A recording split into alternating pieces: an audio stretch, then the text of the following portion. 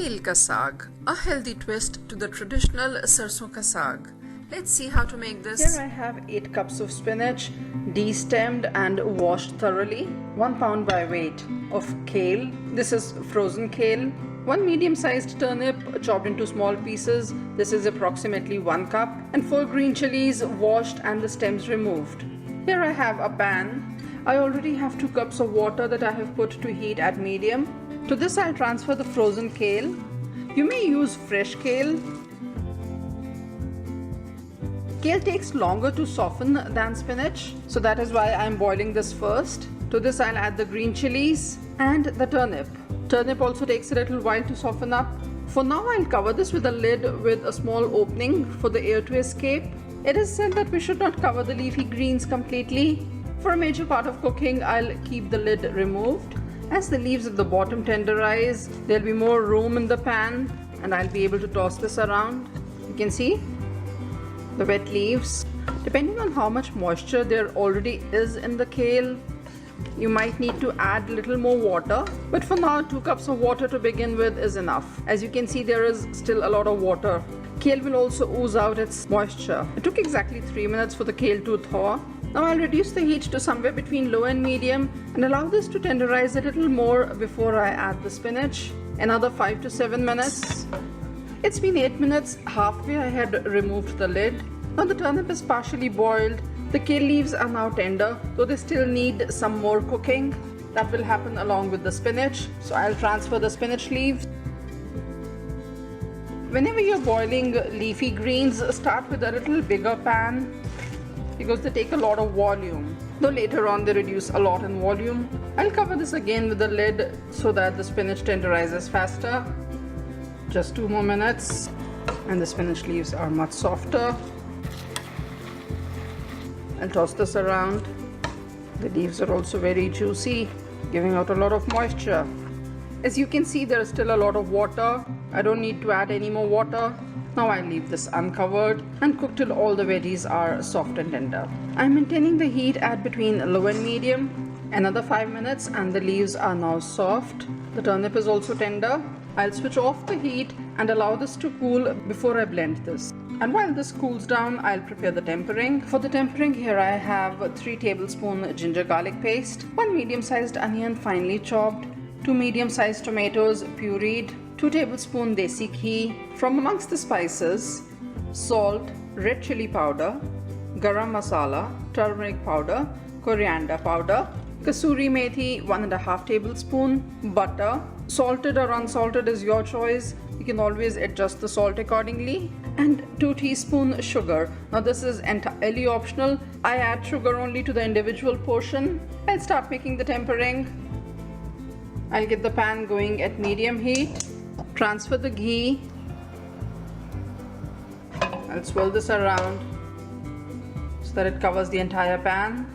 To the warm ghee, I'll add the ginger garlic paste and saute this till it is light pink. Takes just 2 minutes. And as the ginger garlic slightly changes the color, I'll add the onions.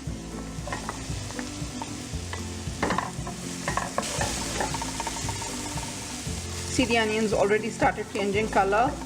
It's been just 2 minutes. You have to keep a close watch while you're sauteing this. We do not want any burnt threads of ginger garlic or the onions. It's been 5 minutes now and the onions are now a nice pink shade. I'll transfer the tomato puree.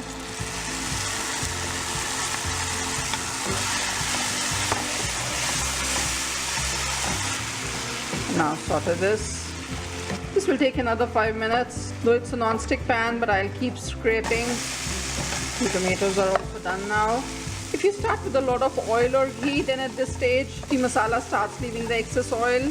But I have taken just the right amount of ghee. I'll move this sauteed masala to the side, and to this I'll add 2 tablespoons of salted butter.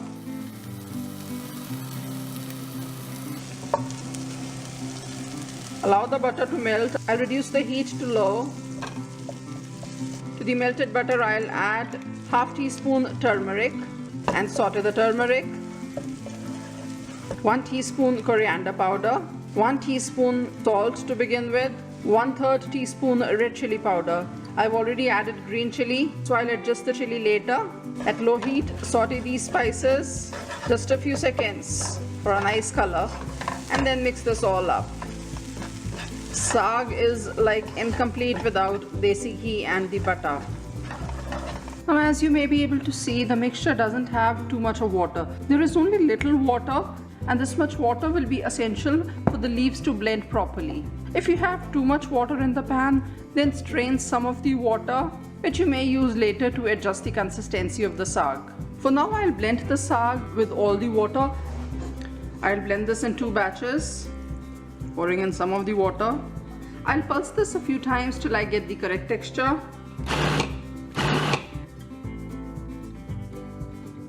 Now this is the texture that I am looking at.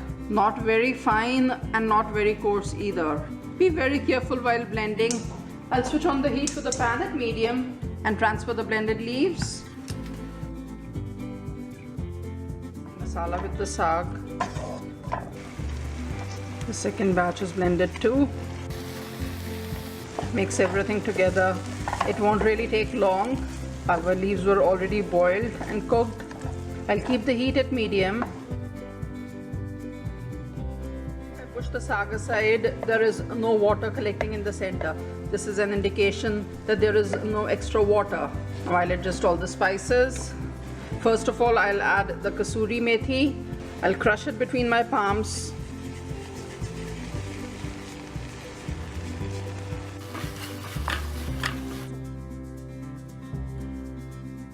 Spices. I'll add another half teaspoon salt to this and half teaspoon red chili powder, garam masala 1 teaspoon, and if you wish to add sugar, now is the time. Mix all the spices, give it another minute. The saag is now ready to be served. The bowl in which you serve saag, make a small well. Drop in yellow or white butter as per your liking. Do this for individual portions. Adding butter or desi ghee takes saag to the next level. And believe me, in case of saag, more is less. The more you add it, the better it tastes. Enjoy this with roti, parantha, rice, and not to forget the special makki ki roti. Enjoy. Thanks for watching this video. Do give it a thumbs up if you liked it. See you again with a new recipe very soon. Till then, bye.